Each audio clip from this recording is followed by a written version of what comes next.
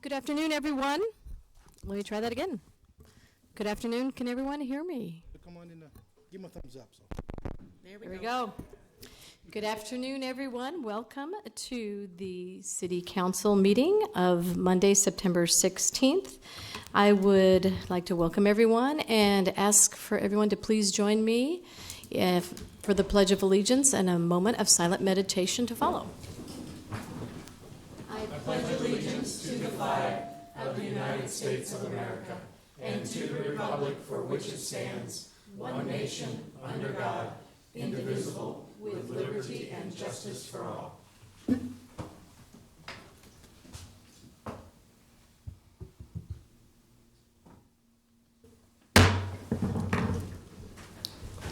In accordance with LB 898, a copy of the Open Meetings Act is posted at the back of the chamber, and the order of the City Council businesses is as follows. The clerk will call the items listed on the agenda under public hearing. Anyone wishing to speak on an item should come forward after the clerk reads that item. The applicant and those in favor should speak first, then those opposed. The applicant may then make one short rebuttal. Each speaker should begin by stating name, address, and whether you are speaking in favor of or in opposition to the item. And we do ask that you sign in on the pink sheets on each of the podiums there. Testimony is limited to 5 minutes per speaker. After all public hearings, the council will vote on resolutions and items listed under third reading. On the second and last meetings of the month, immediately prior to adjournment, anyone may speak on an issue not on the agenda for that date nor planned for a future agenda. And will the clerk please read the first item of business?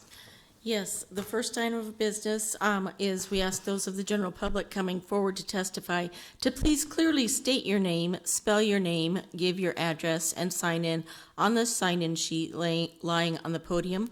Testifiers may use either microphone, and there is a sign-in sheet by each microphone.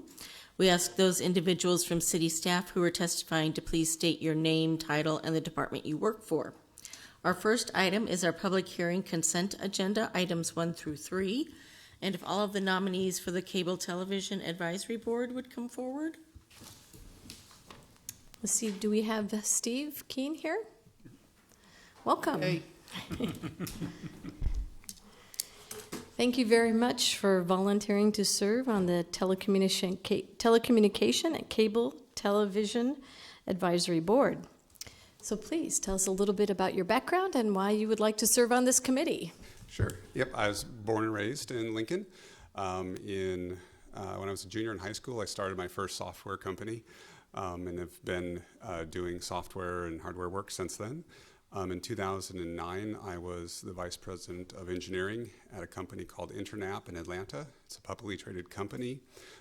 They have about 23 data centers around the world, managed internet traffic for a large percentage of the internet. So I've got a lot of experience with the data side of telco. In addition, they had a lot of voice work and things, so I've got a range of experience with that as well. Previously had been a consultant a couple of times for the city in negotiations with what was at the time Time Warner, so had been at some of the board meetings for those kinds of things. So just happy to have some skills that I can lend to help as these things move forward, especially as we get more data-related things in telco things, to bring that experience there to give a breadth of experience with the rest of the board members. Wonderful. Are there any questions? Glad you're willing to serve. Well, thank you so much. We're very glad you're going to be part of this committee, so thank you again. Yep, thank you. Yeah. Okay, next item, Teresa. All right, how about Stephanie Jarrett, Jasmine Kingsley, or Stacy Bleeker? For the Lincoln Lancaster County Board of Health. Hi, Pat Lopez, Health Director at Lincoln Lancaster. Dr. Bleicher's been a little detained. Okay. And so we have Stephanie Jarrett and Jasmine Kingsley here with us today. And Stephanie is the Chief Marketing Officer and co-founder of Bulu Box. And Jasmine has built and leads Huddle's legal team. So I'll let you talk to them. Wonderful. Welcome to you both, and thank you for your willingness to serve on the Board of Health. My name's Jasmine Kingsley, and as mentioned, I currently work at Huddle here in Lincoln. I serve as vice president of our legal and HR departments, and I've been in Lincoln since 2013, so I'm a transplant here.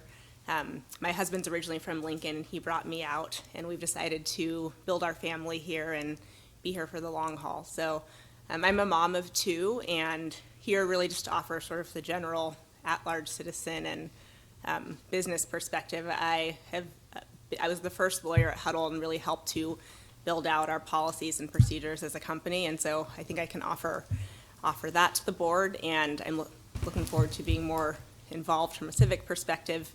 And I'm passionate about health. In my spare time, I teach yoga at Lotus House of Yoga, so looking for more interesting ways to get the community engaged on that front as well. Thank you very much. Are there any questions for Ms. Kingsley? Again, we're very grateful for your experience and expertise you're adding to the Board of Health, so thank you. And welcome, Stephanie. Hi, I'm Stephanie Jarrett. I live at 110 South Canopy Street. Is that all you need? Do I need to spell my name? No, that's Okay. All right. I'm a rule follower. Can you tell? Yeah. I grew up in Nebraska. When I was younger, I wanted to get out of Nebraska, just like desperately, like live in the big city, do all that stuff. So I did that for a while, and as I got older and wiser, I realized how awesome Lincoln and Nebraska as a whole is. And so since then, I've come back. My husband and I started a company called Bulu, which is just down the street. We have 2 kids, a 3-year-old and a 6-month-old.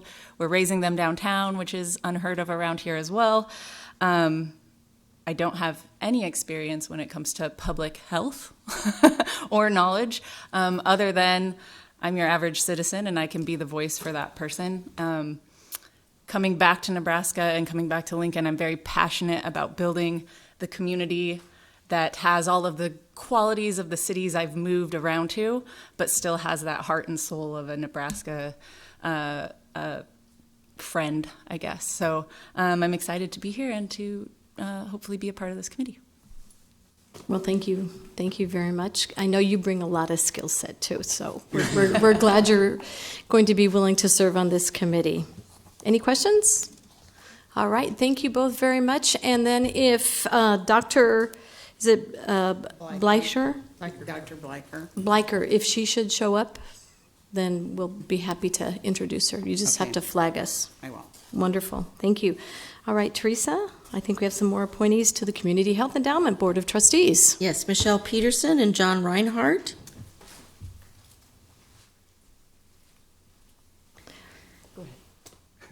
Okay, good afternoon. I'm John Reinhardt. I'm a recently retired dental educator, 23 years at the University of Iowa, 19 years here at the University of Nebraska Medical Center. Wow. College on East Campus. I have a background in public health. Oh, by the way, I served as dean for 14 years here at UNMC and department chair 12 years at Iowa before that.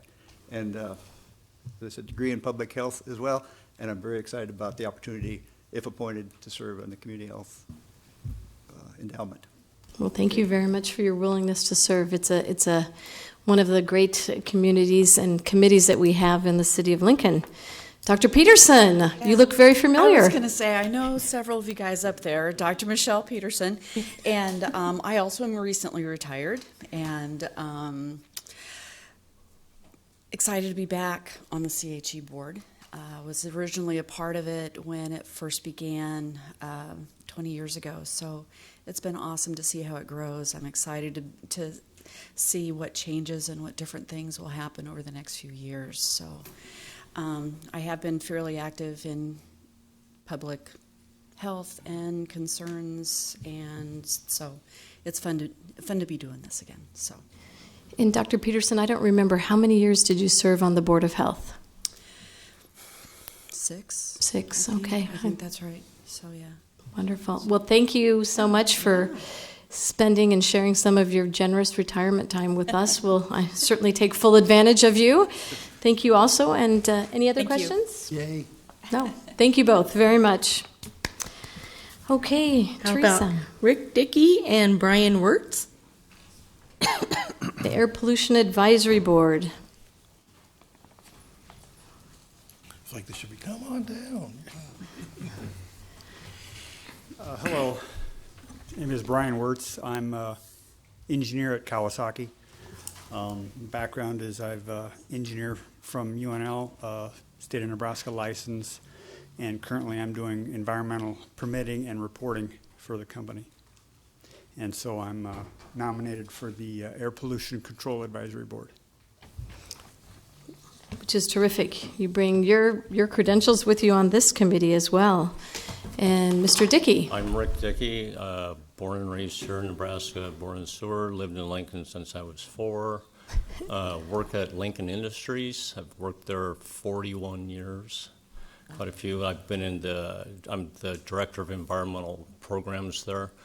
I've been doing the environmental compliance permits, reporting, and so forth for the last 28 years. So we've grown from when I was first started 35 employees to over 500 here in Lincoln now. So I do all of our air permitting and so forth and can bring that expertise to the board. That's terrific. We are grateful to both of you. Any questions? Again, thank you both for coming down and your willingness to serve. Welcome. Thank you. And Teresa, I think we have a lot of reappointments. Yes, they will not be here, though. Okay. So we can vote on these items. Items 1A through N were introduced by Bowers. So moved. Second. Introduced by Bowers, seconded by Washington. Any further discussion? Please call the roll. Christensen? Yes. McGinnis? Yes. Raybold? Yes. Schob?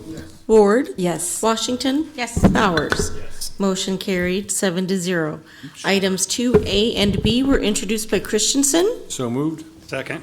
Introduced by Christensen, seconded by McGinnis. Any further discussion? Please call the roll. Christensen? Yes. McGinnis? Yes. Raybold? Yes. Schob? Yes. Ward? Yes. Washington? Yes. Bowers? Yes. Motion carried, 7-0. Next then are our public hearing resolutions. Item 4A is the resolution establishing the property tax levy for the city's 2019-20 fiscal year.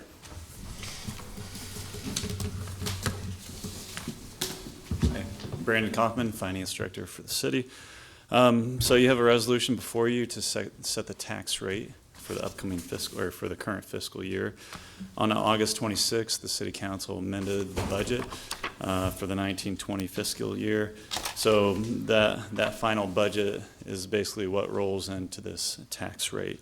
So you have established property tax revenue of $74,407,388. That's at the 100% level, but according to our charter, we can only appropriate 90% of that. With the proposed tax rate, that is an increase from 0.31648 to 0.31980, which is a 0.00332 increase. And that is because the increase for voter-approved stormwater bonds that passed at the last election. And we've all issued those bonds, so we're setting the tax rate in place to pay for those moving forward into the future.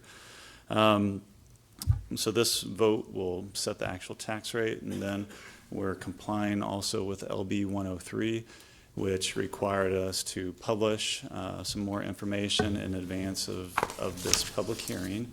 And then also there's individual items that are stipulated that are listed within the resolution that show the percent change in valuation from the previous year, and a few other items that were required by LB 103. So we're fully in compliance with that new state statute. Thank you. Is there anyone that has any questions on the dais here? I don't have any questions, but I believe that the calculation of the total assessed value of the property was, when we got the attachment originally, I think it may have been incorrect and it was corrected. Yes, that is correct. So you should have an amendment that offers that correction. So the total assessed value of property differs from last year's total assess. I'm looking at line 16, then on line 17, value by 7.37%. That's the correct amount in the amendment. Okay. I think the original was 1.05%, which it was the increase in the tax rate. We just put the wrong percentage in that portion of the resolution. All right, thank you. I'll make a motion to amend. Second. Oh, well, Not well, yet. we're going to ask for, In a moment. if there's, is there anyone else in the audience that would like to testify on this item?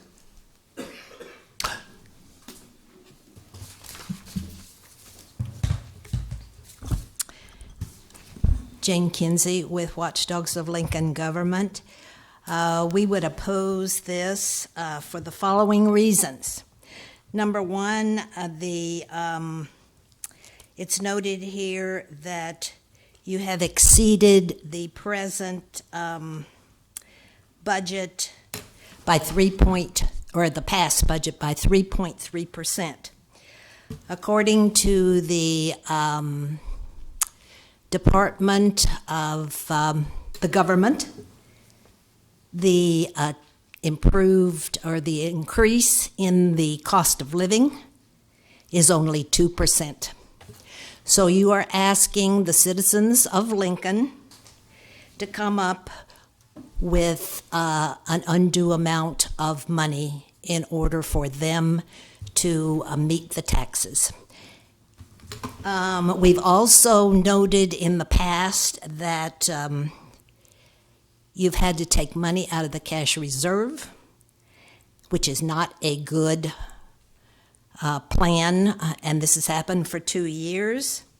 And so we believe that you should lower your expectations and go back.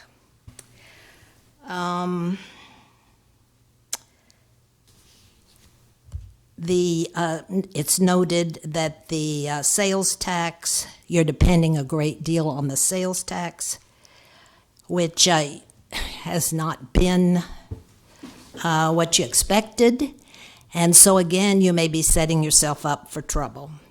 It's wise for people who are living in private situations and also the public to not spend above what they make. We think this is a difficult situation and that it's liable you'll have to do something like this before. It's not, there's no big belief that the sales tax is going to improve. So and if it's been down for 2 years, the odds are not that it's going to. You can always raise it later on, but it is in the interest of the taxpayers to treat them fairly and also to be prudent with their money and live within your means, more or less. I think any economist would tell you that you should not be taking out of your savings to balance your budget, whether you are a government or you are an individual.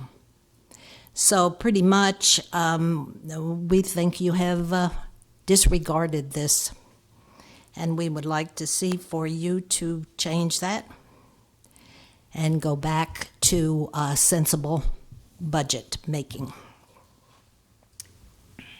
Thank you for your testimony. Is there anyone else in the audience that would like to testify on this item?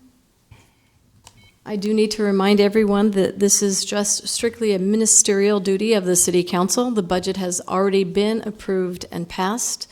We're required by statute and law that the property tax levy be in accordance with the budget. So thank you very much. Is there anyone else? All right, let's go on to the next item. All right, next is item 4B, accepting a report of new and pending claims against the city for August 16 through the 31st, 2019. Is there anyone here about a claim against the city?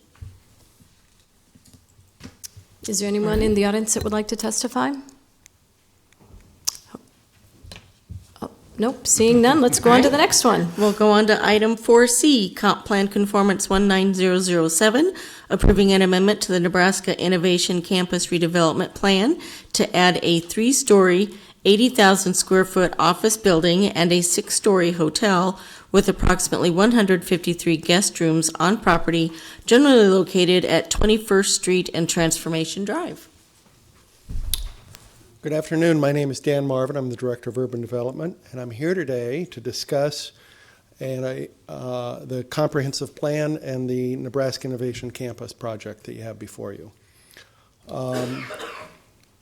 Before we get into the project a little bit, I'd like to talk about the history of this area, beginning with the blight study that was completed in February of 2010 for the old State Fair Park. And what you see before you is the original map of that area that envisioned development of that property.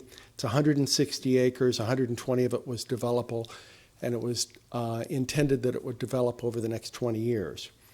The first redevelopment plan was adopted by November of 2010, and the first redevelopment project was approved in July of 2012. That Phase 1 project was an $87 million project with $10 million of tax increment financing. The plan addressed the old infrastructure, replacing storm and sanitary sewers and streets in the area. The plan added high-speed fiber along with an innovative centralized renewable energy system that leverages the close proximity to the Teresa Street water plant to provide year-long heating and cooling without the use of steam boilers and chillers. The first projects were the rehab of the Industrial Arts Building and the companion buildings to a state-of-the-art greenhouse. And I have an old picture here.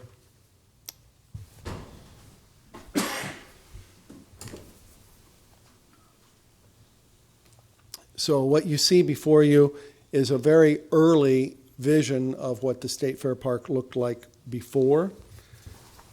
And then what you see now is the development that has just occurred in a very short period of time. By April of 2017, Council approved the second phase of redevelopment, resulting in the new 3-story, 80,000 square foot building called the Rise Building, with which was a $15 million project with $2.6 million worth of tax increment financing. And what you have before you today is a redevelopment project to include 2 new buildings. The developer is Nebraska Novo, who has completed the previous projects. And the first project would be a 3-story, 80,000 square foot building, similar in scope to the Rise Building, which would be this building here. Be similar to that building, and a 6-story hotel complex with 153 guest rooms, including a restaurant, a coffee shop, and other ground floor amenities. The hotel has been approved by the Marriott and will be a Marriott Tribute Hotel. The hotel will partner with the University of Nebraska-Lincoln to house their hospitality, restaurant, and tourism management program, which will include faculty offices, classrooms, and a test kitchen to bring approximately 500 students into the building. The hotel will be the first project constructed with the office building currently under design and will occur sometime in the near future. This project will be the first Opportunity Zone project within Lancaster County. The project includes completing Transformation Drive and extending it to the Salt Creek roadway. Here's the project area, and the yellowed area would be the completed roadway. The site will be replatted. The hotel project has gone to urban design and was approved through the Urban Design Committee. It's also been through the Planning Commission, obviously. Art will be installed at the corner of 4th and 21st and Transformation, on the 4 corners of 21st and Transformation Drive. It will be privately funded and privately maintained. Private investment is about $30 million with an additional $5+ million of tax increment financing. Uses for the TIF are likely to be site prep, streetscape, public parking, and facade and energy enhancement. and the target date for opening would be June of 2021. If you have any questions, Tom Houston here is representing the developers here. I'm here to answer any questions as well. Any questions? The timing for the two projects or the two facilities? So the first one is a hotel. We'd Okay. like to get that up and out of the ground and open by June of 2021. I think the office project is still under design. I don't exactly know when that would be coming forward. Probably tenant spaces that they need to try to identify how those get built out. And all we're voting on is a comp plan amendment. And you're tonight. just voting on the comp plan amendment. And I would point out that a hotel was originally envisioned in the 2010 plan. So this is in conformance with what was shown. The precise location of the hotel was in a different area. But the concept of a hotel on this property has always been in the comp plan or in this plan amendment going back to 2010. Thank you very much. Mr. Houston, would you like to testify as well?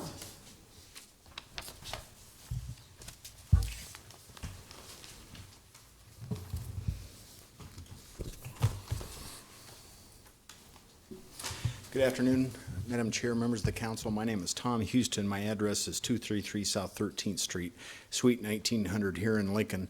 Appearing before you today on behalf of Nebraska Nova LLC and SDL 6 LLC, which is really the redeveloper of record. The item on your agenda pertaining to the comprehensive plan conformity issue pertains to Nebraska Innovation Campus. As Dan described, two projects included the 6-story hotel, which will be proceeding now, and then the approximately 80,000 square foot office building, similar to the RISE, that would be probably projected within the next 12 months. In total, you heard a little bit of history on when this project really commenced.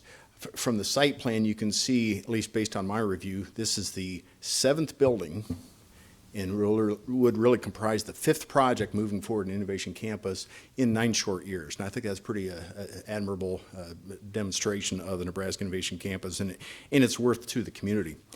What you see on the overhead right now is the current footprint of the hotel site. I show that to you. This slide demonstrates that it's the hard corners. This is an important corner of Nebraska Innovation Campus at 21st Street and Transformation Drive. And then the parking in the short term will be on the surface parking lot north of Transportation Drive that will be improved as a part of this project. The second slide shows that ultimately at full build-out, according to the master plan, the surface parking will be replaced with parking structures, and this shows the proximity of a parking structure to the hotel site when the park reach a further build-out. The third slide does demonstrate that the property has been engineered to facilitate and work with this structure at that site. It's a complicated site because of multiple factors, but I think that ultimately this corner was reserved for this type of active use, and I think it's a good use of this corner. The next slide I wanted to show you, you heard Director Marvin describe the association with the University of Nebraska and their department, which is called the Hospitality, Restaurant, and Tourism Management Program. And ultimately, there's about approximately 12,000 square feet on the first floor of this structure that will be devoted to classroom and education and test kitchen, et cetera, for the students participating in this program, and upwards of 500 students a day could be on the Nebraska Innovation Campus as a part of this program. The next slide really is the project itself, showing the 6-story structure. This is located on the northeast, looking to the southeast. The question in front of you is whether or not this project and the plan amendment is consistent with the overall development plan for the city of Lincoln. We always examine that by looking at the comprehensive plan, and obviously L Plan 2040 does envision the full build-out of Innovation Campus. This project specifically is consistent with the master plan for Nebraska Innovation Campus and is also consistent with the planned unit development that was approved in 2010 as a part for this project. The other thing I did want to mention is that due to the change made in 2018, that the redevelopment plan amendment now includes a deeper analysis of the cost-benefit analysis And we're required to look at the impacts of this project on a variety of different factors. The first of which is intended to be looked at the impact on the tax shift. And this project, it will be an investment of approximately $35 to $36 million. We project the value at approximately $26 to $27 million. That differential is really the assessment process, and ultimately that would support tax increment financing amount of approximately $5.6 million. As Dan mentioned, the eligible activities that we would be utilizing the tax increment financing for will include facade enhancements and energy enhancements, including the CRES, the CRES, which is pretty innovative and certainly a strong component of Innovation Campus, the centralized renewable energy system that is really owned by the City of Lincoln, utilizing the gray water from the treatment facility. In addition, the completion of the transformation drive will help the circulation within Innovation Campus. The next item you're supposed to look at on the impacts is really impacts on the employment, both within the campus and outside the campus, or the redevelopment area. And we don't think this will have any negative impact. In fact, it will bring a supply of educated employees to that industry that will help within the City of Lincoln. And the last item of impact is supposed to be examined is really impact on student population. We don't think this project will have any impact on student population for Lincoln Public Schools. It's really the question under the Community Development Law. And so we think this will have no impact at all on that issue. Just a little bit about the schedule. I think we're working our way through a redevelopment agreement. I would envision that would be back in council probably mid-October or mid to late October, something like that, I think is when it would be scheduled. And with that, I'd be happy to answer any questions that you may have. Richard. This is 6 stories? 6 stories, correct. Are there any height restrictions at all with the Innovation Campus? Not an Innovation Campus. We're within the height restriction for this development. Okay. Under the PUD. Terrific. Any other questions? Thank you. Okay, thank you, Mr. Houston. Is there anyone else in the audience that would like to testify on this item?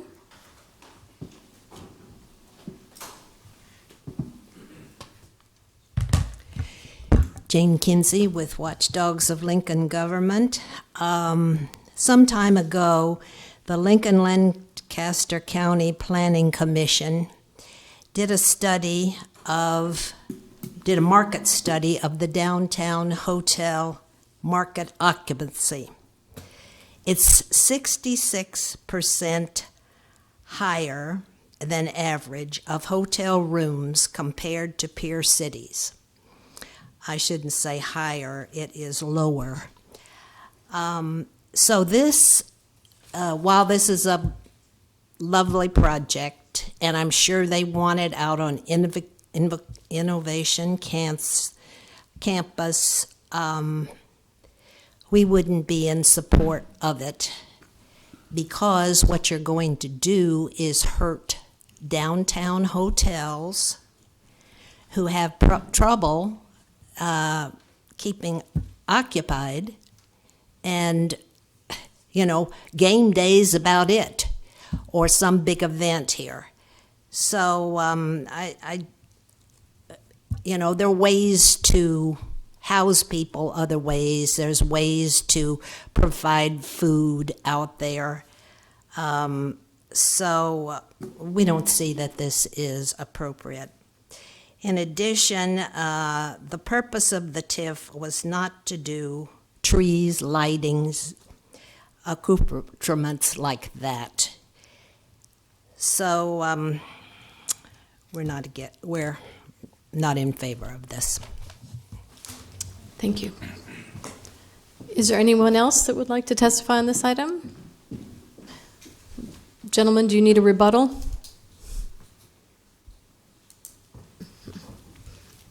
I just would say that in 2010, when this was approved, it was always envisioned that we'd have a hotel out in this area. I don't know that it competes directly with the downtown. Certainly, rooms need to be spread around the city. This one is unique in that it serves a function of actually providing a school activity or a schooly education facility to teach people how to be hoteliers and work within the hospitality industry. So we're supportive of it and don't take any questions you'd have. Okay. I presume this, since it's coming in for TIF financing, this will be on the tax rolls, Yes, and all taxes collected for the hotel taxes and stuff will all still be collected. yes. Okay. I have a question. Yes. For how long is there a contract with Marriott? Pardon? So this has already been said it's going to be a Marriott hotel. So how long is the contract? Well, what I would say is that generally when the hotels are flagged, they have to meet certain obligations to be able to maintain that flag. Okay. So as long as you maintain that flag, you would want to be within the hotel Marriott system because that's a booking platform for you. So there would be ways that you could, if you were running a hotel, you could violate the terms that would allow you to maintain your flag, and they would take that away from you. But assuming you did not do that, you would be able to maintain your Marriott standing and be able to book through the Marriott platform. Okay. So even if they lost their flag, they would still be on Innovation Campus as a hotel, operating a hotel? They would be a hotel, yes. The term Marriott Tribute really means that they have more flexibility in really branding it beyond just the Marriott flag. And the tribute allows them to make this a tribute to the University of Nebraska, and that's the intent. Right. All right, thank you. Terrific. Well, thank you again. And I believe we can vote on this item? These items. Yes, item 4A is resolution establishing the property tax levy for the 1920 fiscal year, introduced by Bowers. So moved. Second. Introduced by Bowers, seconded by Christensen. And I'd like to offer an amendment. Okay. Thank you. That amendment would correct the total assessed value from last year. Instead of 1.05 to 7.3%. Second. Introduced by Washington, seconded by Ward. Any discussion? Okay, please call the roll. Christensen, Yes. McGinnis, Yes. Raybold, Yes. Schob, Yes. Ward, Yes. Washington, Yes. Bowers. Yes. Motion carried, 7-0. And that was a substitute resolution. Do we need to call it on the main item? Yes. Okay. Christensen, Yes. McGinnis, Yes. Raybold, Yes. Schob, Yes. Ward, Yes. Washington, Yes. Bowers. Yes. Motion carried, 7-0. 4B then is the report of claims against the city, introduced by Bowers. So moved. Second. Introduced by Bowers, seconded by McGinnis. Any discussion? Please call the roll. Christensen, Yes. McGinnis. Yes. Raybold, Yes. Schob, Yes. Ward, Yes. Washington, Yes. Bowers. Yes. Motion carried, 7-0. 4C then is amending the Nebraska Innovation Campus Redevelopment Plan, introduced by Bowers. So moved. Second. Introduced by Bowers, seconded by Washington. Any discussion? Please call the roll. Christensen, Yes. McGinnis. Yes. Raybold, Yes. Schob, Yes. Ward, Yes. Washington, Yes. Bowers. Yes. Motion carried, 7-0. Next then, our public hearing ordinances second reading. Item 5A, text amendment 19004, application of city ventures to amend section 27.67.040, subsection AI of the Lincoln Municipal Code to add parking provisions for automatic car wash facilities requiring one space per 3 employees on the largest shift, with no parking required for self-service car washes. Nate Burnett with Riga Engineering on behalf of the applicant, City Ventures, 601 Old Cheney Road. This text amendment is to replace the current code, which is based on a square footage requirement. Currently, it's one parking stall per 300 square feet. As many of you know, that code is outdated with automatic car washes. The tunnel, which your car would go through, would be included in that square footage. So this proposed text amendment is to update that code for the required parking to one stall per 3 employees on the largest shift. Specific to our site is located at 6135 O Street, which is the former Husker Car Wash. It's been bought by City Ventures and has been rebranded Rocket Car Wash. They will have approximately 2 to 5 employees, which would require potentially up to 2 parking stalls. And if you have any specific questions, I can answer those. I guess seeing none, well, thank you very much. Thank you. Appreciate your testifying. Is there anyone else in the audience that would like to testify on this item? Seeing none, let's move on. All right, if not, I'll call items 5B and C together. They are an ordinance establishing a pilot program to temporarily govern the use of shared mobility devices in the public right-of-way, and amending Title 10 of the Lincoln Municipal Code entitled Vehicles and Traffic by amending Chapter 10.02 definitions to add a new section numbered 10.02.125 to define electric foot scooter. Yes, Mr. Carey, could we put you on pause 1 second? I believe we have Dr. Bleicher in attendance, and we can ask her to come before us and tell us a little bit about herself and her background and her interest in serving on the Board of Health.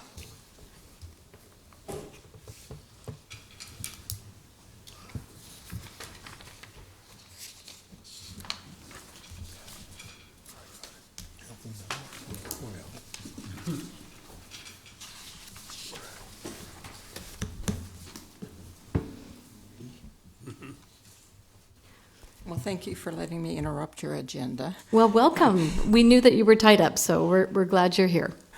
Well, I have been a practicing pediatrician in Lincoln for about 36 years.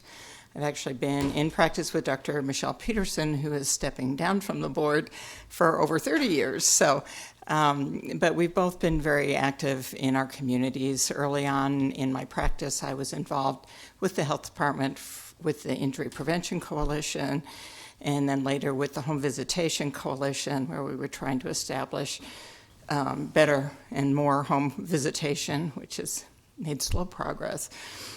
But as a pediatrician, I've always felt as if the wellness of our community certainly impacts how children are doing. And so I'm very much interested in participating with the health department, because I'm aware of the various different areas that they're involved in. Well, terrific. Thank you very much. We're really thrilled that you're going to be on the Board of Health, and we know that Dr. Peterson did a wonderful job as well. So thank you very much for coming down and sharing with us a little bit more about yourself. Great. Thank you for your willingness to serve. Thank you, yes. You're welcome. Okay. Mr. Carey, you back up. Good afternoon, David Carey, Director of the Planning Department. I am here before you to present a proposal for your consideration to establish an ordinance that will establish a pilot program for the operation of electric scooters in the public right-of-way in Lincoln, Nebraska. Would like to kind of frame the discussion initially, and then I'll have Abby Luttrell from the Law Department come up to walk through at a high level what the ordinance proposes and kind of provide that information. And then Lonnie Berkland, representing LTU, who will be the administrating department for the pilot program, to say a few words about the role that LTU will play for that. So what I really want to start with is a brief overview of kind of how we got to this point. And really what that has to do with is we had 3 options to work with in relation to the eventual arrival of these electric scooters in Lincoln, Nebraska. Lincoln, Nebraska has not been one of the first cities that was targeted by many of these companies to try out this form of mobility and transportation. Many other cities have experienced this now. We have been watching from afar and fairly close regionally for many months now.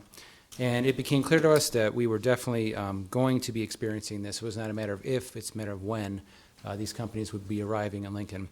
And as we've talked through this in an interdepartmental manner, we really started to consider kind of 3 options. One was, do we ban this activity altogether? And that didn't seem quite right to us, in the sense of saying we will not do something that we really don't know too much about yet.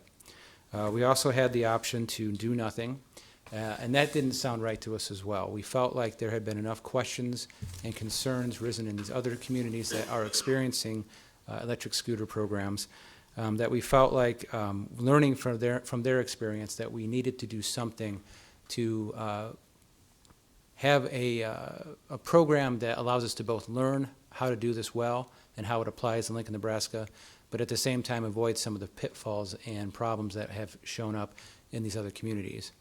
And so the third option was to establish a pilot program. And what that pilot program does is establishes a mechanism to try out electric scooters in Lincoln, Nebraska within a framework of some rules. But as you have seen probably by reading through this proposed ordinance, this ordinance supplies that mechanism and that format, but a lot of the details still need to be worked out. And that will come in the form of a request for qualifications, RFQ, that LTU will be providing and administering. And we will see what type of interest we have from the scootering industry. And then we will work with those that are qualified to establish the specific parameters of a program, and then we will move forward from there. The idea of this is to run through the calendar year of 2020. That is established in this ordinance. And then we will also learn along the way. So I do think this provides us some flexibility as that pilot program is happening to learn, to adjust, and to try to make sure that we're doing this the best way possible. We do understand that there is a lot of interest in this topic. So we anticipate getting some feedback both today and as we move forward if this is passed. So with that as an overview, I'd like to have Abby Luttrell come up from the Law Department to walk us through kind of the highlights of what is in the ordinance. And again, like I said, we'll have Lonnie come up, and then we'll all be available for answering any questions that you might have. So thank you very much. Good afternoon, Abby Luttrell from the Law Department. I'd like to start first just with what you have in front of you. There's two ordinances here, 1950 and 1991, and both have motions to amend. So 1991 has been added just so we know what we're working with here. It defines electric foot scooter. This is something that is new to the market and to our community, and so we wanted to, and this is permanent, laying out what exactly that device is. The amendment to that and on 1950 came after the prosecution division in my department reviewed and suggested that we make it clear that these devices be considered motor vehicles. And so that the motor vehicle laws, at least within the city of Lincoln, would apply to these devices. So that's an explanation on that 1991 and also the motions to amend. As Mr. Carey said, this ordinance is drafted to be broad and to work out the details both in the RFQ, where it gives these operators a chance to show us and tell us what they're capable of, and hopefully we'll get a number of responses and can compare between them. It also gives LTU, the Director of Lincoln Transportation and Utilities, the ability to negotiate directly with these selected operators specific terms, such as where will these devices be allowed to operate geographically. I believe the intent right now is to limit it to the downtown area, and also where, the ordinance itself does provide that no matter where they are in the city, they can operate where bicycles are allowed. So that means in the downtown area, they would not be allowed on sidewalks, but they would be allowed in bike lanes. Importantly, the ordinance prohibits these devices from being used on trails, on our trail network, because that's linked, that could cause some problems with federal financing. So no matter what geographic scope we see, we shouldn't see these on bike trails. As Mr. Carey said, between the Law Department, Transportation and Utilities, and Planning, we've looked at a number of different jurisdictions and different approaches that they've taken. The pilot program has been quite popular. Kansas City has implemented a pilot program. Omaha, as you may have seen in the paper, is also in the midst of its own pilot program. It's slightly different than our approach here, where we're proposing that we do this by ordinance rather than by individual contract from the get-go, which is what Omaha has done. I think the benefit to that is that this ordinance says these operators and vendors may not operate unless they're permitted. So it essentially creates a ban unless you have a permit. We've looked at ordinances, I said, from Kansas City, Austin, Texas, Louisville, Kentucky, Los Angeles, Madison, Wisconsin, Indianapolis, Denver, St. Louis, and the Durham and Raleigh, North Carolina areas, as well as other jurisdictions across the country and really across the world. You may have seen in the paper, these are in Paris, London, Greece, they're everywhere. I thought what I might try to do, rather than go point by point through the ordinance, is hit high level what concerns may be and where we've tried to address those within the ordinance. There's been some question about where will these devices be deposited when they're not in use. The ordinance requires that they cannot be abandoned. Well, what way might that be? That would be a term that would be worked out in the operator contracts, that these devices, that the operators need to educate their users that these should be either deposited in certain places or in certain areas in the right-of-way. If they are abandoned, the idea is that parking services would be the division that would be responsible for the devices themselves and would have authority to impound those. Parking services, Mr. Wayne Mixdorf has indicated that he's got the space to impound those, and he's got the personnel who would be able to monitor these devices when they're in the right-of-way and they're not in use. You'll find the impoundment provision on page 9, line 15. The second question, where would users be permitted to use these devices? As I've said, where bikes are allowed, except on trails.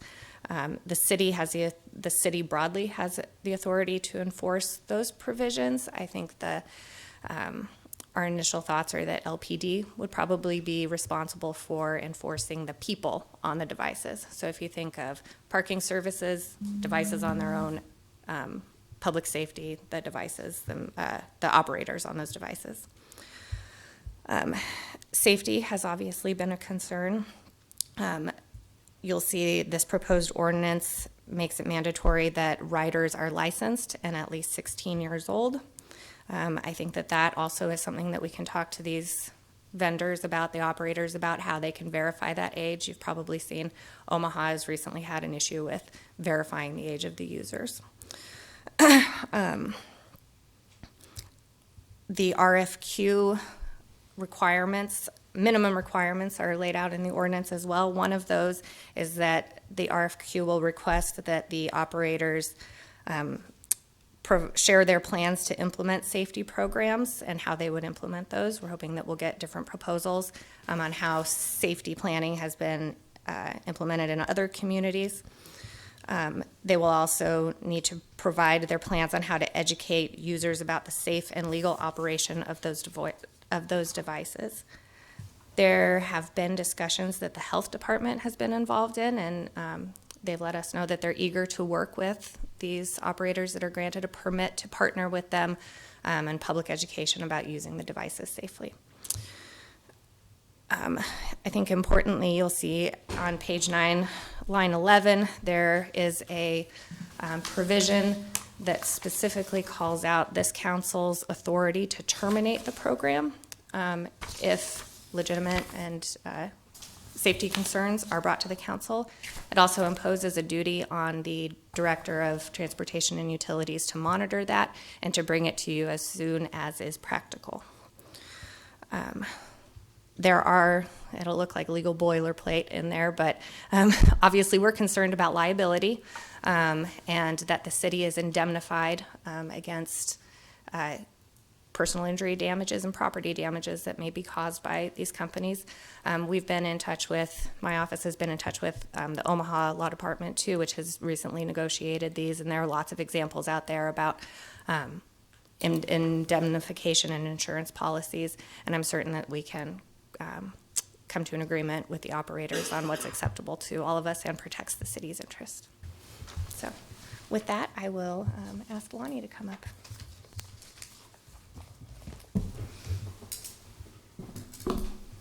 Good afternoon, Lonnie Birkland, LTU Assistant Director. Just real quick, wanted to add on that our department's role through this will really be, at least initially, to do what's normal and customary in terms of a request for qualifications or RFQ process. So we'll do what we do on all vendor and consultant type selections, form a committee, get that draft work put together yet this fall, should this move forward.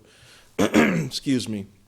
And then we'll move forward with a process to have a selection committee vet those submittals and begin negotiations with up to the 3 selected vendors. As David and Addie alluded to, our other role through the management of this will be following up with some of the real-time data being provided by the vendors through a dynamic application programming interface. So we'll be reporting, sharing those things with the public and with you all as the program moves forward. So just a few additions. Thank you.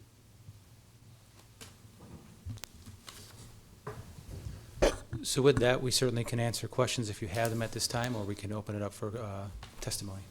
Roy, we'll take a few questions on. Okay, great. Sure. So these scooters, the person would have to be 16 years old and display a driver's license? Correct. So these are a motor vehicle? Correct. Okay. And so what about if someone is operating this motor vehicle on the sidewalk, even though it's prohibited, and if they run into a pedestrian causing injury, is there some kind of insurance they have to carry to indemnify themselves or protect pedestrians or I'll have anybody Abby come up else? and kind of get into that. But yes, so this is definitely requiring and expecting that insurance as well as indemnification clauses are all abided by and required as part of these agreements. So the city's relationship would be with the operator as part of that permit, that the operator will indemnify the city against damage. If it was a private citizen who is injured, then they would have, their claim would either be against the operator or against the individual, and that the city would not be a party to that. The city's interest here is to not be the party held responsible, and so that's what those insurance policies would. So I guess my question is, if someone is hit by a motorcycle, Right. the motorcycle driver has insurance. If someone is hit by someone driving a scooter, do they have insurance that will cover liability? I would say that it's similar to a person who's riding a bicycle. You're not required to carry liability insurance as a bicycle rider, but you could still be liable for injury. Okay, so what are the ways this proposal protects pedestrians? I mean, we know that they're going to be driving on the sidewalk. I mean, we can't prevent people from driving on the sidewalk with their bicycles. It's against city code, but they do anyway. I'm assuming this is just going to happen with these scooters. What do we do? I would begin to answer that by saying that this program needs to be and will be very clear about the rules. And then we will be working with the selected vendors to make sure that those rules are conveyed to their users. I know that is a big part of the effort going on in Omaha and other communities for that matter. But I think part of this is that we lean on the expertise of these vendors and how they've handled this, because the expectation of riding in the streets or in bike lanes is typical across the country. So that's not something that's unique to us. I would also say that part of the discussions we've had to this point with, in particular, the health department has high interest in making sure that this program is as safe as possible. Part of that is trying to keep them off of the sidewalks, because that interaction with a higher moving speed vehicle with pedestrians is not what we want, obviously. So I think that there'd be a level of effort coming from our health department as well to get that word out there. So it is going to be need to be a concerted effort. There's no doubt about that. Okay, so basically, what I heard is the enforcement of these city ordinances will be on the people who are operating the scooters will be left up to the Lincoln Police Department. Is there a plan for them to enforce? What kind of citations can be issued? Would it be the same kind of citation if someone was operating a motorcycle on a sidewalk? The specifics of the citation, I wouldn't be able to speak to that. But in talking with LPD and making sure that part of that conversation is being had already and moving forward. So yes, so there is a role for LPD. I think part of this concern for everybody is the level of effort and time that takes to make sure that the enforcement is happening. And so that we are well aware of that. Part of the purpose of the pilot program is to learn what that level of effort is, how much time is being taken up for that, how many citations actually get issued during the pilot program. And I think we need the pilot program to inform us of that, and the intention is to have those results part of the decision-making process that will have to happen as we near the end of the pilot program. So you bring up all good questions, and there are questions that need to be answered, but we can't really answer them until we actually have some of the activity happening and understanding how this works. Okay. I have a question. David, is there an opportunity to further, and Libby, is there an opportunity to further amend this ordinance? Because I know this is really about a pilot program. And I also am concerned about pedestrian safety on sidewalks. And since we cannot ride our bicycles downtown on sidewalks in the same area, I believe, where the pilot program will be located, I don't understand why the ordinance allows for it. And then we say that we're not going to do that. The ordinance says that they are not permitted. It says, pardon me, on section 4, if I'm reading the correct version. That shared line 1, page number 3. Shared mobility devices authorized for use under a pilot program permit may be operated on any public roadway, sidewalk, or bike lane where a person may lawfully ride a bicycle. Correct. So in the downtown area, a person may not lawfully ride a bicycle on the sidewalks. Okay, and so, but, so so this isn't going to go beyond the downtown area? I could bring some clarity to that. So there's two things. One is the intention is that the pilot program will be limited to the downtown area. Now, those specific, the perimeter of that has not been established yet. That's the intention of moving forward with the RFQ and getting into those details.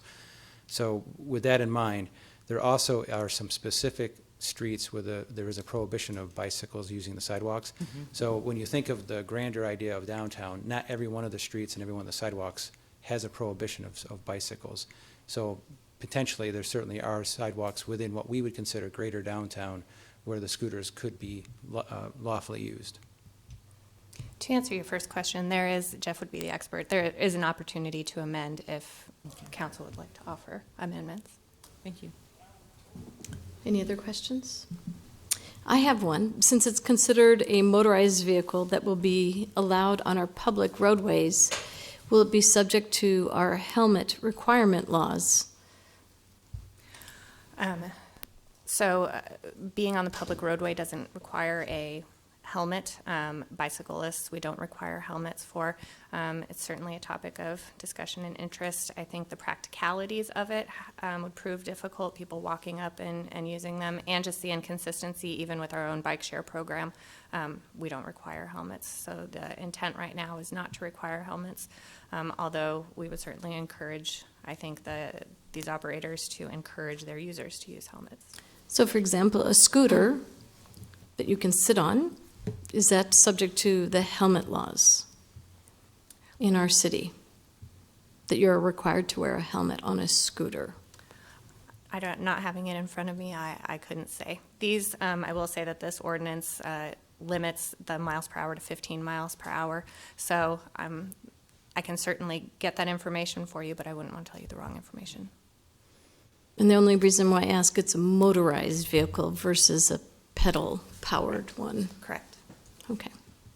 I would point out, on the topic of wearing helmets or not, there are some very good programs out there that do a lot of good public service announcement type information, as well as coordination with the scooter companies who they've partnered with to have the program in place. It is our expectation that type of effort is going to be part of this to try to get as many people using helmets as possible. And like I said earlier, that is definitely a role that our health department wants to play to help that happen.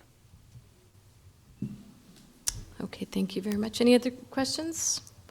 All right, thank you. We will now open it up to testifiers in the audience. Please come forward, and we do ask that you sign in on the pink sheet, please. Your name, address. My name's Richard Draper. I think I have a unique perspective and a few points about this whole thing. Personally, I think it's kind of a tempest in a teapot, and the council's opening itself up. A lot of questions you've asked you know, just becomes horrendous. I'm 80 years old. I ride about 2,000 miles on the hiker-biker trails, some of the roads, some of the sidewalks here in Lincoln. I see walkers, dog walkers, strollers, roller skaters, skateboards, bicycles, electric bicycles, and a tricycle like I ride. It's a recumbent, low recumbent tricycle. And there's no reason that we can't share, particularly the trails. I understand there's some legal question about the trails, whether there was federal funds involved in this and that and another thing, but I don't believe you can say that all of the trails in Lincoln were funded federally. So, you know, this is just another little offshoot where you would have to say, okay, get off of your bike, your trike, or your scooter. You can't ride here. You're going to have to get out in the street and walk or ride 10 blocks, and then you can get back on this section of the trail that you want on. Now, let's talk about these scooters. They're not a big thing. They have a little electric motor that's only this big around. They're not what I would really call a motorized vehicle. There are a lot of cyclists in this town, unfortunately, on some of the trails I've met up with, that can cycle faster than these dastardly scooters that we're talking about. So I would suggest the council put this in abeyance for a while and really study the situation and make sure what they're getting into. If you're talking apparently about the city renting scooters and or other companies, private business renting scooters, you might want to look at that a little bit harder. But for a private citizen, mainly kids probably, to get on one of these electric scooters and ride them, it is not a big thing. I'm very willing to share the trails and the streets with them. Another thing that was brought up, helmets. Personally, I won't ride without a helmet, although my head is only about that far off the ground. I think you're stupid if you don't ride a helmet. We don't, as far as I know, we really do not have a helmet law here in Lincoln. So why you would all of a sudden pick on this one motorized vehicle to have to wear a helmet, you know, is unfair. So, like I say, I think you really ought to hold this in abeyance for a while, see where it's going, because there's not going to be hordes of these machines on the streets of Lincoln all of a sudden.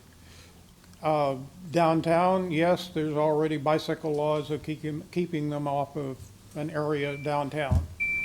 But for the rest of the city, they're just another advance. And I might mention we have electric bicycles on the street. And they are treated no different on the hiker-biker trails than a regular bicycle. At my age, I probably will get an electric trike one of these days. So far, I've been very lucky not to have to. But please consider this whole thing before you write any strict ordinance that's probably really going to get you into trouble. And it'll turn into a bag of worms for you. I appreciate your time. Thank you very much. Appreciate your coming down. Andy Gick, Indian Village, here in Lincoln. I've already heard about this, have been doing some research on it. My first question is, it's a motorized vehicle. Who gets to collect the wheel tax? Is it something to consider, or are we going to ignore it? Dan? Wheel tax. Point of order. Yep, go ahead, Andy. You can have 5 minutes to Okay. speak, and then we'll have an opportunity for our Let's- team to next- answer your questions later. Next step will be okay, as I understand it, they need to provide a driver's license, or the wish is to provide a driver's license.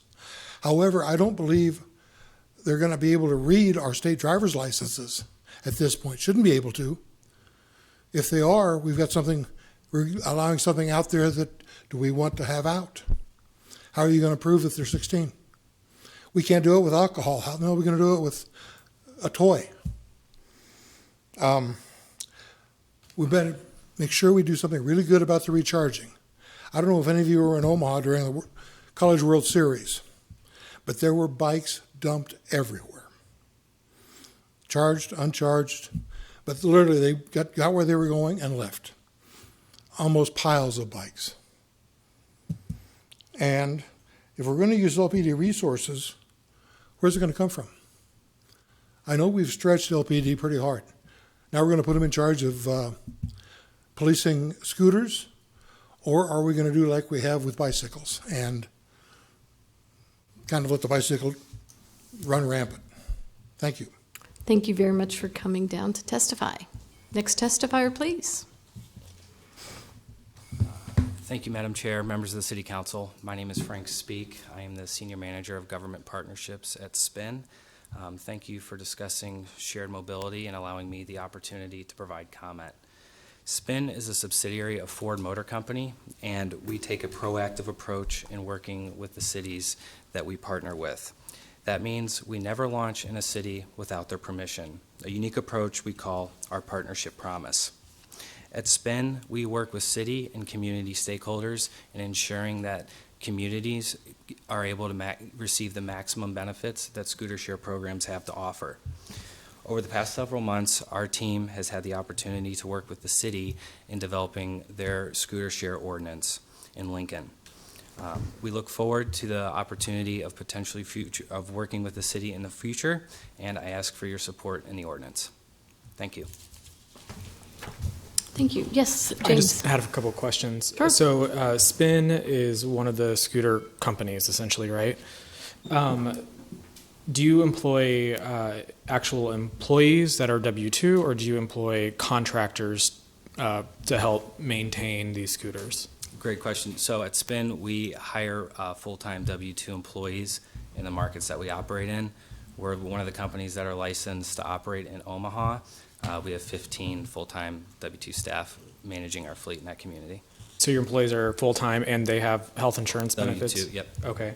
And then with your scooters, is there a maintenance schedule in order to make sure that they are good to go and that they're not going to break down? Are you proactive about that? Absolutely, yeah. So we deploy our scooters every morning, and then in the evening, they'll remove the scooters from the right-of-way, and when we bring the scooters back to our warehouse, they'll conduct the maintenance and any repairs that are needed before they're deployed in the community the next day.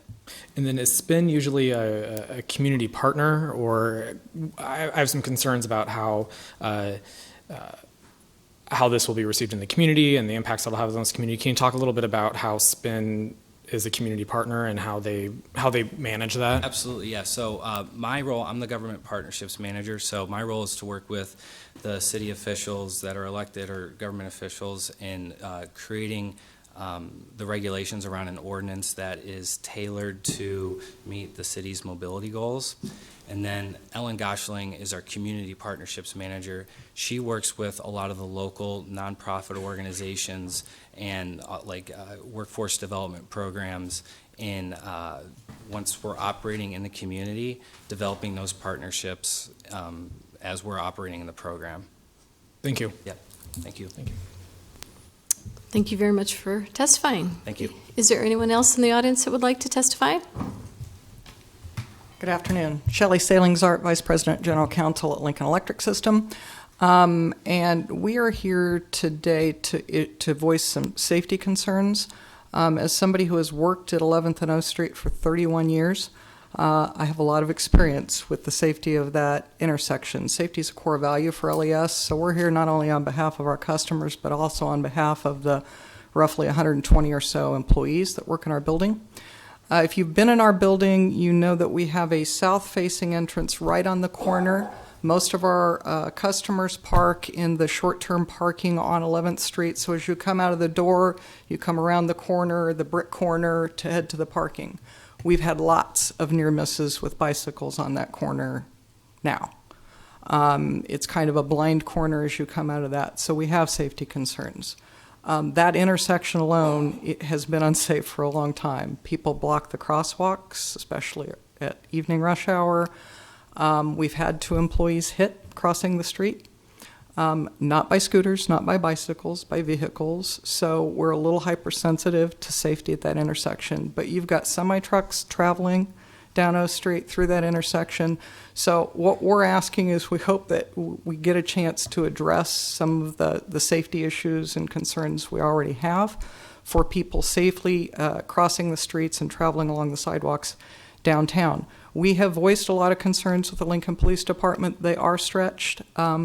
We know that's not their highest and most efficient use of their resources to try to police some things on our intersection. But I think if we're going to do this, I think we really need to look at some of those high traffic intersections downtown and try to figure out how to not just address the scooter issue, but to make all the pedestrian traffic downtown as safe as we can. And I don't know if pushing them off the sidewalk into the street, that doesn't seem a lot safer to me, but the bicycles are on the street now. I can tell you today alone, I met 4 bicycles on the sidewalk. So they're there now. This is an issue. I know it's coming. We got to figure out how to do this and do it well. My other concern that I'd like to voice is a lot of our neighbors in our downtown area are visually impaired. There's a lot of visually impaired folks living downtown. I've been in cities. I've been in Austin and Salt Lake City and St. Louis and Washington, D.C., where these scooters are pretty prevalent. And there are cities that do it better than others. Some of the cities, they do just get dumped. And they may get dumped on a football Friday where people aren't as vigilant about the rules. And I have some concern about those folks trying to navigate around those from a safety standpoint. So not trying to throw water on David's plan at all, but wanted to come here as a safety concern on behalf of, like I said, our employees and our customers. So I'd be happy to answer any questions. Any questions? All right. Well, thank you so much for coming down to testify. Next testifier, please.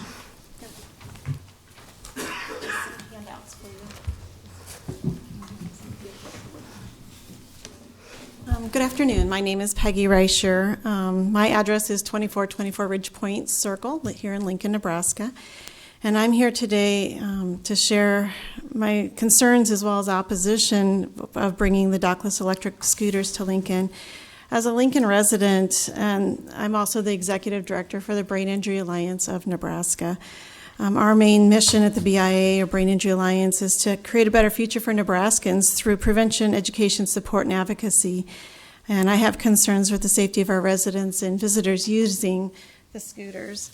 I think it's been mentioned already, just the recent report of the 9-year-old who was critically injured last Tuesday in Omaha, and certainly highlights the dangers of the scooters. I know in the Omaha World Herald they had another report of another injury last night. In the handouts you have, or I gave you, is just there's a handful of different articles that was in the Omaha World Herald citing the concerns. In addition to the Omaha World Herald reports, I also attended a National Injury and Violence Prevention Conference just this last week in Atlanta, Georgia. And their top of the agenda was the discussion about the dockless electric scooters as being a public health concern. There's a report that I had shared with you, and we've heard Austin mentioned several times, but Austin Public Health Department collected some data on the injuries involving electric scooters, and it was a 3-month pilot project or survey. And I've, again, shared copies of that with you, but just to highlight some of those things, 192 individuals had scooter injuries, and that was right around 20 injuries per $100,000 or 100,000 scooter trips. Scooters riders' ages range from 9 to 79, and nearly half of them were between 18 and 29. 33% of them were injured during their first ride. 37 to 43% had injuries to arms, knees, hands, etc. 35% had bone fractures, 14% were hospitalized, and in Austin, on average, they had 2 injuries occurrence per day. 48% of them sustained a head injury, and only 1 of them had a helmet. The majority of these injuries, again, were brain injury. So I stand here in front of you today as an advocate to reduce brain injury. In the last 25 years, I've been an advocate for people with brain injury. I've spent 14 of my years as a social worker on the brain injury unit at Madonna Rehab Hospital. I've seen what brain injury can do. I've seen how it can make a life change in an instant. Brain injury is already a public health concern which needs to be prevented when possible. Even prior to the scooters coming to Omaha, just to give you a few statistics on brain injury, we have about 36,000 Nebraskans living with a disability because of brain injury. Every year, there's about 8,000 or more individuals that go on what we call our brain injury registry. And anywhere from 10 to 20% of those 8,000 have lifelong disability or some sort of issue because of their brain injury. And those numbers are essentially kind of low because we know not everybody with a brain injury is going to the hospital or the ER. Just to kind of describe what does brain injury look like, it has cognitive, emotional, and physical consequences. Brain injury can make it more difficult to think effectively, make sound decisions. People appear disorganized, aggressive, temperamental. 1 minute. And essentially, what we're just concerned about is how is it that people are going to be served, even though we have good public health, we have good hospitals and good rehab programs. We know in the community they don't have support. And my recommendation or my request is that if you set up the pilot period, could you do a scooter injury related study, much like the folks in Austin did?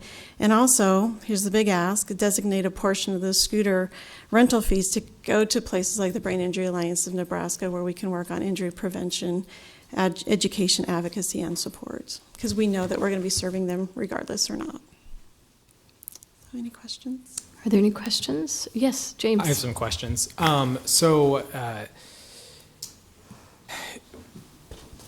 In Austin, the majority of these injuries were head injuries. So I know that the Brain Injury Alliance provides resource facilitation to individuals who have brain injury. Do you feel like that your organization is ready to serve an increase in clients? I mean, can you talk a little bit about resource facilitation and what that does? And do you feel like that there's going to be an increase in the need of service? Well, if we have more injuries, we're going to probably need more services. And certainly, we at the Brain Injury, we're a statewide 501c3. We go after funding for different grants and different donations. James, you used to be one of my employees. You knew of the struggles of what it was like to try and find services and supports for people with brain injury in our city. And we are a city that has resources, and there's just not a lot of resources for people with brain injury. They oftentimes get shuffled into mental health programs, which is not the appropriate place. Just 2 weeks ago, I stood in front of this podium facing the other way doing education on juvenile justice and brain injury within the juvenile justice system. It's everywhere. It's a public health issue, and I guess I'm thinking we don't need more people to have brain injuries, so that's why I come here today. What do you think would help support the Brain Injury Alliance in Nebraska to help meet the needs of the potential increase in clients that you would serve and also the increase in education that might be needed in the community? I think as a Brain Injury Alliance, we always need greater assistance in raising the awareness. Brain injury is an invisible injury, but it can happen to anyone, anytime, anywhere. I'm guessing every one of you knows somebody who's had a brain injury, and you know how it's changed their lives. And so we need help in increasing that support for those individuals so they can be successful. I noted that in your testimony you said that you would like to see a pilot period where we study the scooter-related injuries. Is there anything in your experience as an expert social worker that would make you feel better about bringing electric scooters to Lincoln? Anything that might help alleviate some fears? Partner with us. Help us figure out a way to truly make helmets possible and functional with these scooters. Walking around Atlanta last week, I did not see one person with a helmet on. Austin's report shows that helmets are not happening. I had my son walk around Omaha last Friday and say, take pictures, who do you see? No one's wearing helmets, not one. And they're on the sidewalks, guys. They're not in the streets. So we need support. Thank you. Any other questions? I have a couple. You know, I'm looking at the numbers that you provided on the study that was done in Austin. It said out of that 3-month period of time, there were 192 people that had an injury, and then 48% of those, of 192, so let's say 50% is, you know, over 100, they had a head injury. Mm-hmm. And you just said that you did not see anyone in Atlanta or in Omaha have a helmet. No pun intended, but it just seems like a no-brainer that people should be wearing a helmet. And I'm wondering, yes. He did intend that. I say that frequently too, so it's okay. But, you know, Mr. Dreifer testified, he's been a cyclist for a number of years. I can't believe you're 80, by the way. But you said you always wear a helmet. I mean, the cyclists that I ride with, they always wear a helmet. The question I have for you is, do you have statistics and numbers that show exactly what cost to our taxpayers for those individuals that do sustain a brain injury, what it becomes, you know, for those that do not have insurance, for those that might be very low, modest means income, that they become a care for our state, our city, and our county. Do you have numbers that show that? I do, but I don't have them memorized because I'm a social worker and I don't do numbers very well. I tell stories better, but I don't have those numbers, but I can certainly get those from you. There has been a study done on what the cost of brain injury is in our state.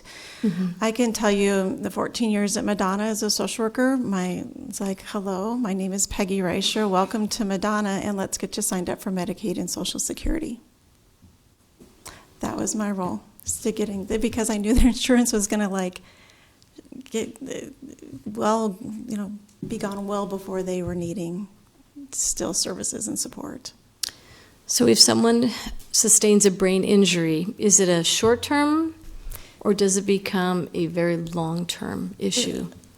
Statistically, 10 to 20% of those with a brain injury are going to have long-term effects and need services for an extended period of time. And even a mild brain injury can still just be catastrophic.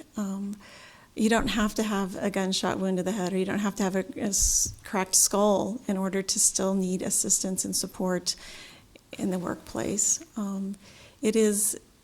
Every injury is different, but I can tell you the majority, the 80% get better. There's the 10 to 20% that don't get better, and that's the ones that need our assistance and our support.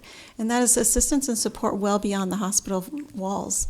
Again, we got great programs here in our city, but there's a time when those folks discharge and they go into nothingness. It's the stuff that we end up getting calls about. It's like, I need help finding a job. I need help. I can't, pay my rent. I need help figuring out food because their ability to problem solve and track information is now impaired.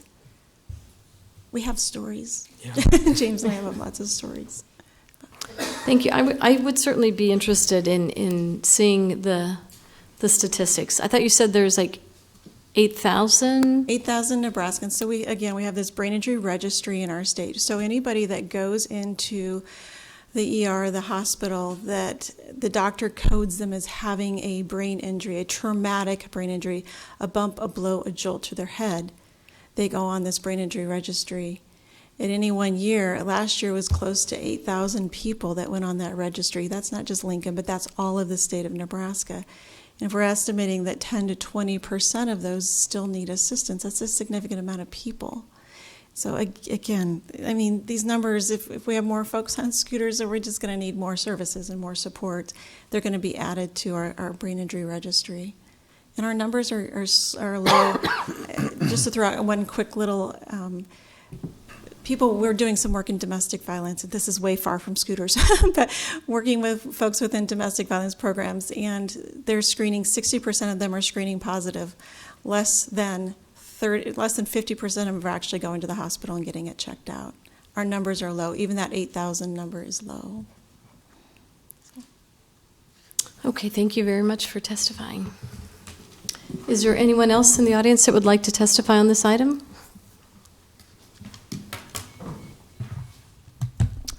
Jane Kinsey with Watchdogs. I'd like to read to you some situations from Time Magazine. UCLA researchers studied 249 patients in emergency rooms over a year's time. Head injuries, fractures were the most common diagnosis.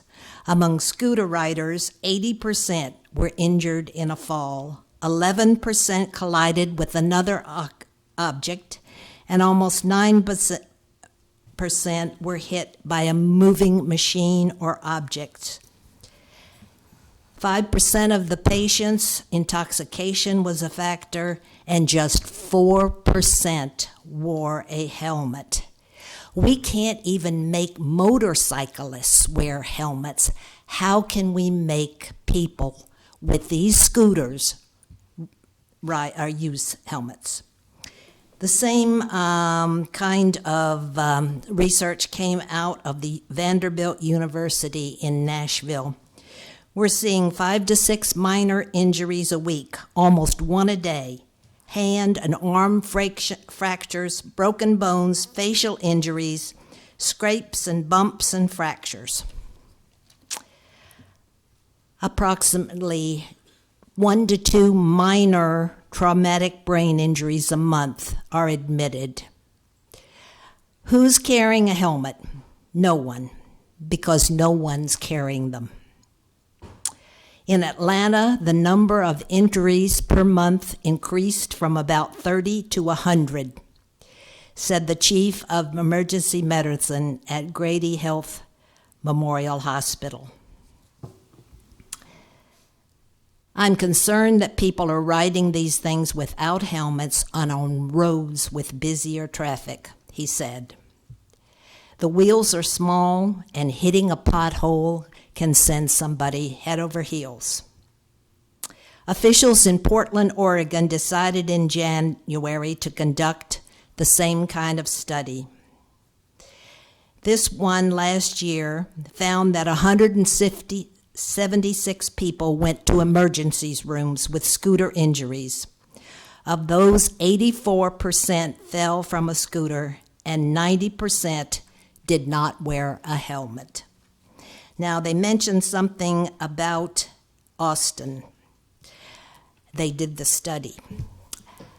There is a retired another point. A retired advertising executive lives in downtown Austin, and he leads a pedestrian life. I'm 72 and my wife is 70. It would be easy to knock us over. Actually, we don't feel safe walking in the downtown streets of our city. I don't know why you would want to get into something like this. The city's going to be liable. If you think you have lawsuits now over mailboxes, it's going to be even worse when it comes down to people's lives, people's injuries, etc. So we don't see, everything that comes along doesn't need to be considered as part of the Lincoln scene. Let's be sensible about what you take and what you don't take. The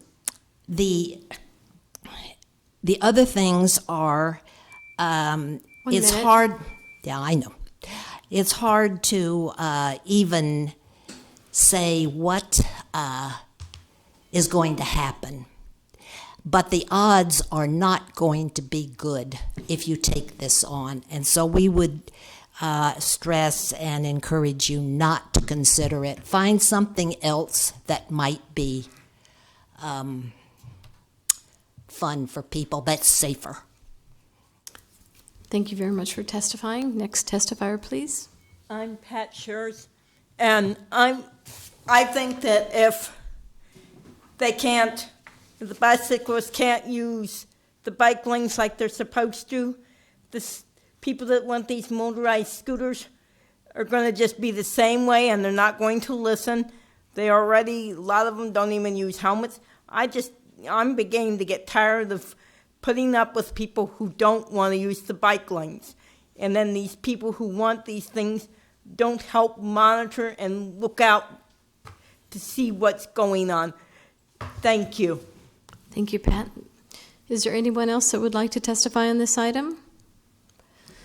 Mr. Carey, would you like a rebuttal to some of the questions that were raised? Yes, thank you very much. David Carey with the Planning Department. Just a few points to make here at the end. I think it's important to point out that the comments and the testimony we just heard obviously ran the gamut of the spectrum of support and opposition and a lot of gray area in there. And I think that is representative of the reason why we need to do the pilot program, that the idea of doing nothing doesn't make sense to me at all. And I think that is the reason why we wanted to be proactive about this. We wanted to be able to establish some rules, work with the companies, make sure we can try to do this as best as possible. We know that the situations in other cities that didn't go well were in cities that did not have an established set of rules to play by. And then once those rules were put in place, there was a lot better results, and in a lot of ways you could argue there was success. I will point out that in Section 10B, there is specific language in this proposed ordinance that provides the city council the right to end the pilot program. If there are a rash of injuries, which I hope is not the case, but if that were to happen, and the health, safety, welfare of our citizens is put in question, it is our right and your right to end the program. We were very specific about putting that in there for that reason. So that, just keep that in mind. And I think I would just end and then see if there are any other comments.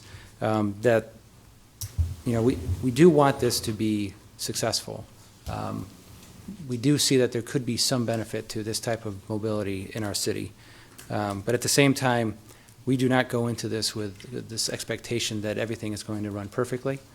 We do have our own concerns, which is why we want the pilot program to be put in place in the first place, to be able to monitor it, to be able to control it, and to see if it does work for Lincoln, Nebraska. So with that, I will end my testimony. I think there was a question that was asked about wheel tax. Yes, and I think Abby was researching that as we were sitting there. Okay. Yeah, it was an excellent question. So I think that this is a problem that we see with new technology in a lot of areas. So the wheel tax is collected is owed to the city, but it's collected by the county, and our city code requires that it's paid at the time of registration, which would be to the DMV, to the state treasurer. So I think it may be a question as to whether the state is going to require these to be registered as motor vehicles, and that the question of whether wheel tax is due is something that we would need to look at. It is certainly something we could look at either as an amendment here and make it more clear, or to work out during the pilot program to see exactly how many devices end up on the streets as part of the program, and to better define those with regard to wheel tax. Any other questions? I guess, we heard a number of testifiers say how important it is that we really research and track those injuries that might be occurring. And I know you read Section 10B, but is that contemplated with the health department, that they will put in the same type of study that they did at Austin that requires them to collect data on the injuries, to describe the injuries, a characteristic of the people, places, and the times the injuries occurred? Are we, right from the get-go on the pilot plan, is it anticipated to work with the health department on collecting and gathering these type of injury statistics? Yeah, and I would point to two pieces of that answer. One is that we do have language in the ordinance that talks about the sharing of data and results with the providing companies with the city. That effort can definitely, and I think probably rightly should, include information about what they're experiencing as far as users are concerned in a general sense. And I do think that there definitely is interest from the health department to play a role in the idea of collecting injury data and seeing what type of results we're getting from that. They certainly want to be at the table to have that discussion, if not actually be proactively part of that type of a study. I think the details of that need to be discussed. But again, those are the types of details that can be discussed as part of both the RFQ as well as the negotiations with qualifying companies. So I do think that that should be part of that discussion. So are you anticipating, and Abby, you're on the legal side, is it the responsibility of one of the electric scooter companies to actually collect and share the injury data with us? Or do we have to work with our hospitals and express care clinics to report that data? How does that work? I can tell you that this ordinance places no legal requirement on the Department of Health to collect or report data. It does place an obligation on transportation and utilities to monitor that health data. I think there's a number of ways that could be done. In this ordinance as proposed, there's nothing formal, but I'd anticipate that LTU would be requesting that in these contracts with the operators, that they provide crash data, injury data, and that they certainly could work with the health department, who would be the experts in working with our public health community to collect that. Exactly. And David. Yeah. David Hum. I'm a public health education manager for the Lancaster County Health Department. And yes, we've been on these discussions, and obviously it's a concern for health, as anyone. Again, with this issue and looking at data, I mean, that's part of the core functions of public health is assessment, policy development, and then assurance to see where we're at. So in this process, obviously, we want to work with data collection, and we've looked at other communities.